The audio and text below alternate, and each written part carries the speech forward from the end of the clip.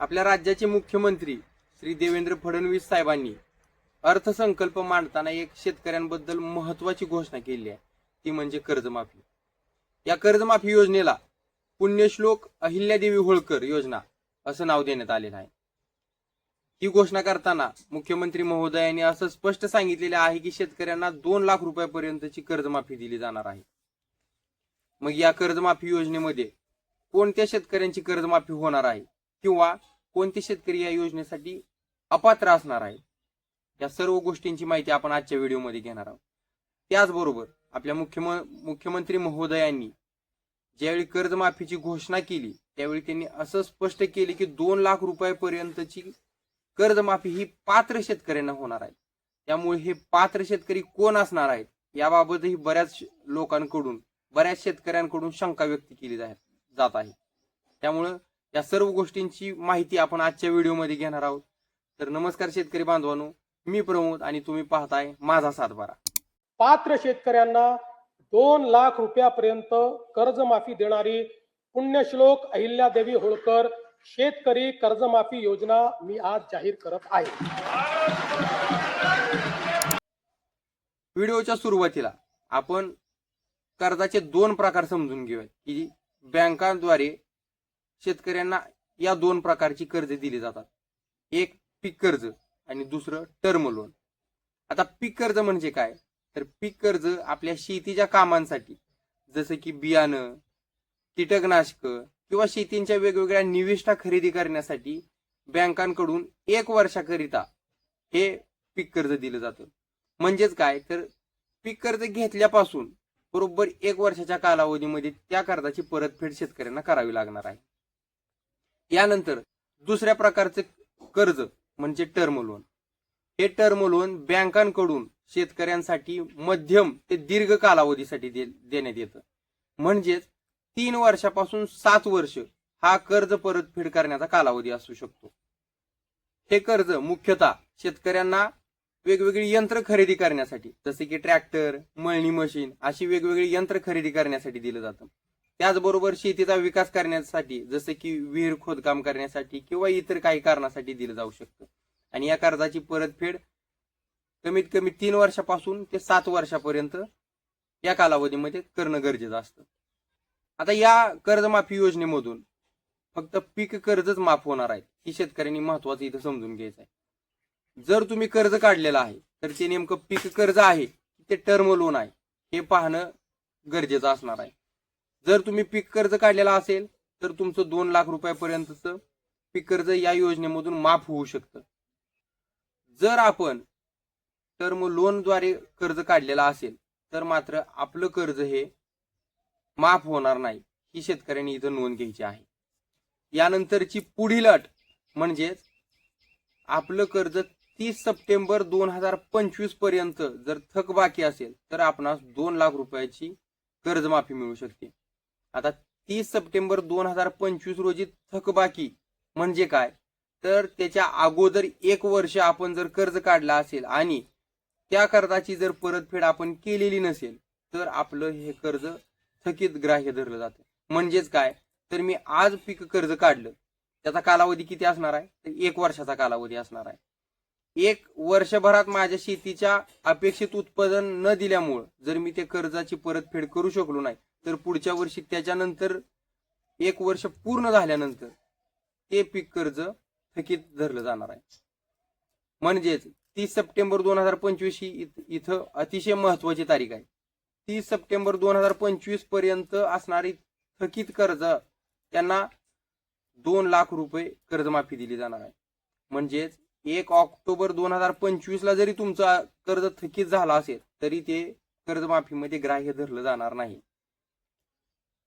30 September 2025 म्हणजेच किमान आपलं कर्ज काढलेलं हे जे पीक कर्ज आहे ते किमान 30 सप्टेंबर 2024 पूर्वी काढलेलं असणं गरजेचं आहे। जर 30 सप्टेंबर 2025 पूर्वी जर आपण कर्ज काढलेलं असेल आणि ते थकीत असेल तर तुम्ही यासाठी नक्कीच पात्र असणार आहात।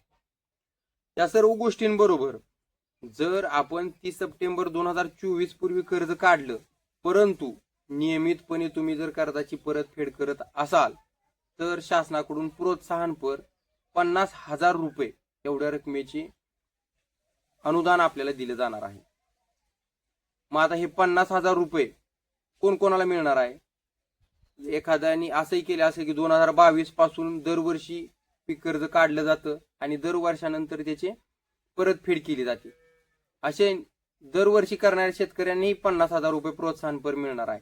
आणि 30 सप्टेंबर 2024 पूर्वी ज्या शेतकऱ्यांनी पीक कर्ज काढलेलं आहे आणि त्यांनी परतफेड सुद्धा केलेली आहे, अशा शेतकऱ्यांना सुद्धा 50,000 रुपये एवढी मदत किंवा अनुदान शासनाकडून दिलं जाणार आहे. आता असंही आपण समजून घेऊयात की बघा, शेतकऱ्यांनी 30 सप्टेंबर 2024 पूर्वी कर्ज काढलं, 30 सप्टेंबर 2025 पर्यंत त्यांनी ते भरलं नाही, त्यामुळे ते थकीत झालं. परंतु 1-2 महिन्याच्या कालावधीनंतर त्यांच्याकडे पैसे उपलब्ध झाले आणि त्या कर्जाची त्यांनी परतफेड केली. म्हणजे सप्टेंबरला थकीत झालेलं कर्ज त्यांनी ऑक्टोबर, नोव्हेंबर किंवा येत्या 1-2-3 महिन्याच्या कालावधीमध्ये कधी त्याची परतफेड केलेली असेल तरी सुद्धा हे शेतकरी 2 लाख रुपये या कर्जमाफीच्या योजनेला पात्र असणार आहे. त्यांच्या त्या खात्याला 2 लाख रुपये एवढी रक्कम जमा होणार आहे. त्याचबरोबर असं आहे का की फक्त राष्ट्रीयकृत बँकांचीच कर्ज माफ होणार आहेत असं काय? तर असंही नाही. कारण आपल्या मुख्यमंत्री महोदयांनी हे सुद्धा स्पष्ट केलेलं आहे की ज्या बँकांकडून मग ती राष्ट्रीयकृत असो, सोसायटी असो किंवा इतर कोणतीही असो, की जे पीक कर्ज शेतकऱ्यांना देऊ शकतायत, अशी सर्व पीक कर्जांना 2 लाख रुपयापर्यंतची कर्जमाफी दिली जाणार आहे. आपण जर 5 लाख, 6 लाख किंवा जास्त रकमेचं पीक कर्ज काढलेलं असेल तरी सुद्धा आपल्याला फक्त आणि फक्त 2 लाख रुपये एवढ्या रकमेची कर्जमाफी केली जाणार आहे.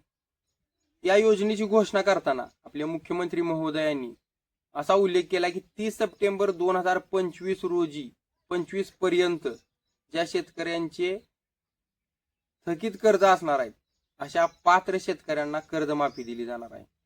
मग हे पात्र शेतकरी नेमके कोणते असणार आहेत?